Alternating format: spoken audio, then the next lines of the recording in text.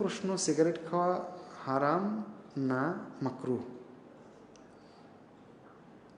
আপনাকে প্রশ্ন করি, সিগারেট নেশাদার দ্রব্য কিনা?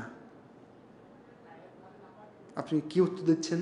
যদি থাকেন এখানে, জোরে উত্তর দেওয়ার দরকার নাই, নিশ্চয়ই আপনি বলছেন যে সিগারেট নেশাদার দ্রব্য। তাহলে এখন আপনাকে উত্তর দেই। আল্লাহ রসুল সাল্লাল্লাহু আলাইহি ওয়াসাল্লাম বলেছেন, অকুল্লু মুস্কিরিন হারাম, প্রত্যেক নেশাদার দ্রব্য হারাম।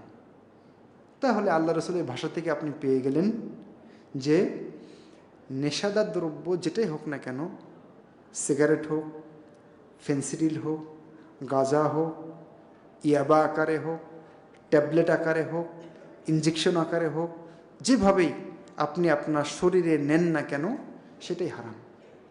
আল্লাহ রসুল সাল্লাল্লাহু আলাইহি ওয়াসাল্লাম বলেছেন, মা আসকারা কাসীরুহু ফাকালিলুহু হারাম, যার অল্প নিলে নেশা সৃষ্টি করে, যার বেশি নিলে নেশা সৃষ্টি করে, তার অল্প নেওয়াও হারাম।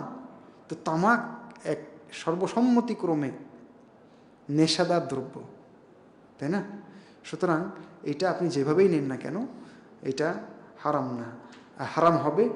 মাকরু এটা বলে অনেকে আমাদের দেশে, কারণ নিজে খায় তো জর্দা আকারে, মাকরু না বললে তো টেকা যাবে না। স্পষ্ট সিগারেটের ক্ষতি, চিকিৎসা বিজ্ঞান বলছে এর কত রকম স্বাস্থ্য ঝুঁকি আছে, ক্যান্সার সহ, ফুসফুস ক্যান্সার, এটা সেটা কত রকম রোগ। আর আল্লাহ বলেছেন যে তোমরা তোমাদের নিজেদেরকে ধ্বংস করো না, মেরে ফেলো না, হারাম। আত্মহত্যা করা হারাম না? তো যে সিগারেট খাও সে আত্মহত্যা করে, যে রশিতে ঝুলে মরে ইনস্ট্যান্ট মরে, ট্রেনের তলে পড়ে মরে ইনস্ট্যান্ট মরে, আর যে সিগারেট খায় ও একটু ধীরে ধীরে মরে, এতটুকুই পার্থক্য।